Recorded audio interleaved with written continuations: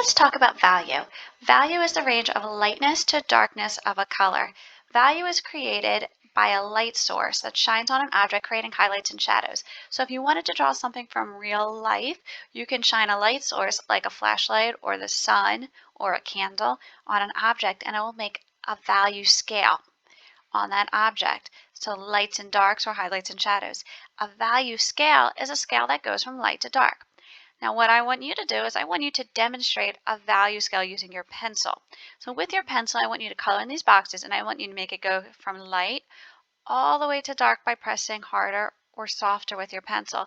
And I'm going to show you a couple other different ways that you can make values. But you can also make values using colors. And if you made a whole artwork using just one color and darks and lights of it, that's called monochromatic. So mono is a prefix and it means one. Chrome means color, so one color. And the way you can make an artwork using just one color is you can add tints and shades. So a shade is the darkness of that color, and you get that by adding black. So if you take any color and you mix black, you get a shade. And you can mix more black or less black, and you can get different shades. A tint is the lightness of that color, and you can get that by adding white. So that's a color plus white, and you get a tint, which is a lighter color. And by adding more white or less white, you can get different amounts of tint.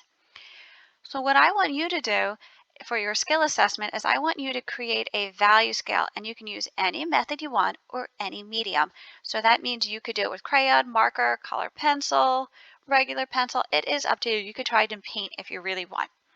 But how about those methods? So there's all different ways that you can create value. These are done just with a pencil, but you can do these techniques with crayons and markers and color pencils and oil pastels and chalk pastels too. So this first one is called hatching. And hatching is where you use straight lines, and the closer the lines get together, the darker it gets. The farther apart the lines, the lighter it looks. Cross hatching is with X's. The closer those X's are together, the darker it looks. The less X's you have and the more spaced out, the lighter it looks. Stippling is with dots. The less dots you have, the lighter it looks. The more dots you have, the darker it looks. And there's scribbling as well. So the less scribbles you have, the lighter, the more scribbles, the darker. And that's a couple ways that you can make a value scale.